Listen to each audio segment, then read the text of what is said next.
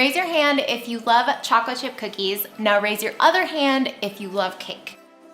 Good, because today I am gonna show you how to make the most delicious grain-free chocolate chip cookie cake in partnership with my friends at Enjoy Life Foods. They make allergy-friendly chocolate chips. They're super delicious and so much fun to bake with. So let's get started and do it up. The first thing we're gonna do is add our eggs to a bowl. It's important that your eggs are at room temperature for this cake, so if they aren't, you can just run them under warm water for about a minute.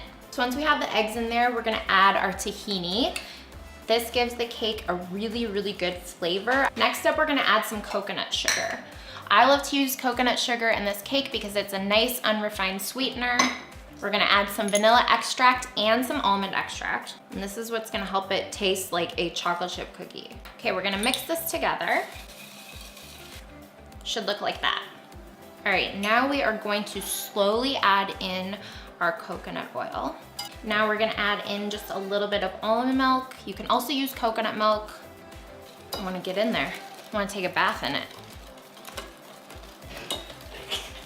I'm just being honest. I wanna get in there.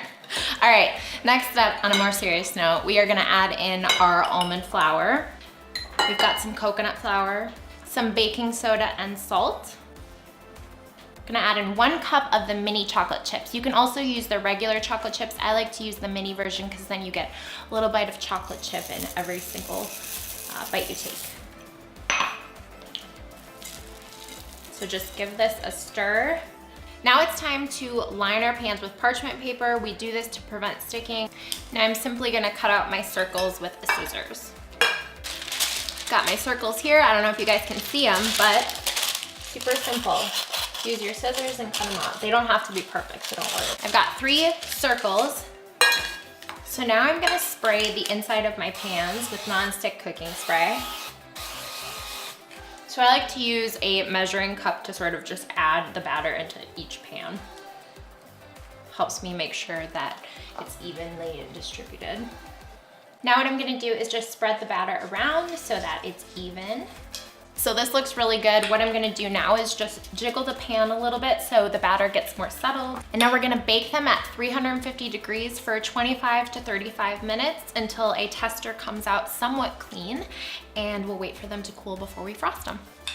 While the cakes are cooling, we are gonna make the yummiest vanilla buttercream. If you want this to be dairy-free, you can use a vegan buttery stick, but we're using the real deal here, baby.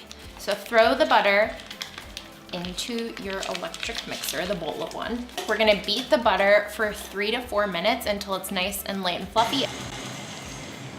So this looks really good. We're gonna add in half of our powdered sugar, and then we're gonna add in a splash of vanilla extract.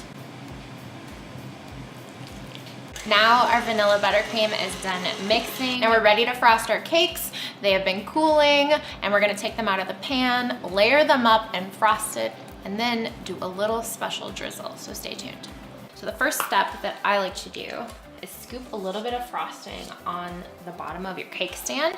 And this is so when you frost the cake, it doesn't move around. So you can invert your cake, and you can see that the parchment paper is still in the pan, just like we wanted it to be. Then we're gonna add a half a cup of frosting in between each layer. Now, we're ready for our next cake. So this is the last layer. We've melted a half a cup of chocolate chips and a little bit of coconut oil, so I'm gonna pour it all over the top of this. This cake tastes exactly like a chocolate chip cookie skillet. It's so moist. I know we hate that word, but I'm gonna have to use it.